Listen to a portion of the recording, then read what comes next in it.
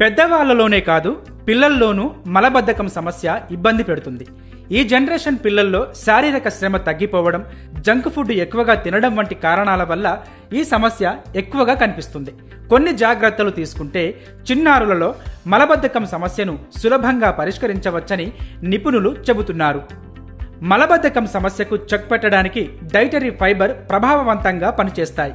మీ చిన్నారి డైట్లో dietary fibre పుష్కలంగా ఉండే తృణధాన్యాలు, పండ్లు, కూరగాయలు ఎక్కువగా ఉండే ఆహార పదార్థాలు చేర్చండి. ఫైబర్ పేగు కదలికలను మెరుగుపరుస్తుంది. యాపిల్స్, జామకాయ వంటి ఫైబర్ రిచ్ పండ్లను అలవాటు చేయండి. సరిపడా నీళ్లు తాగకపోయినా మలబద్ధకం సమస్య ఎదురయ్యే అవకాశం ఉంది. కాబట్టి మీ చిన్నారి రోజుకు కనీసం 6 కప్పుల నీళ్లు తాగేలా చూసుకోండి. నీళ్లు తాగడానికి ఎక్కువగా ఇష్టపడకుంటే ఫ్రూట్ జ్యూసులు, కొబ్బరి నీరు, నిమ్మరసం వంటి వాటిని తాగించండి. ప్రోబయోటిక్స్ పేగులలో మంచి బ్యాక్టీరియాను పెంచి జీర్ణ వ్యవస్థను మెరుగుపరుస్తాయి.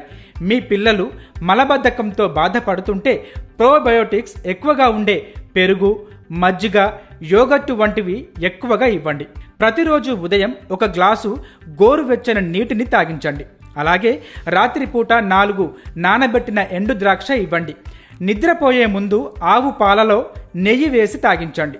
మలబద్ధకం వల్ల గ్యాస్, కడుపు ఉబ్బరం వంటి సమస్యలతో బాధపడుతుంటే కడుపుపై ఇంగువ వేయండి. పచ్చి, వేయించిన ఆహారానికి బదులుగా ఉడికించిన ఆహారం పెట్టడానికి ఎక్కువ ప్రాధాన్యత ఇవ్వండి. జంక్, ప్రాసెస్ చేసిన ఆహారానికి దూరంగా ఉంచండి.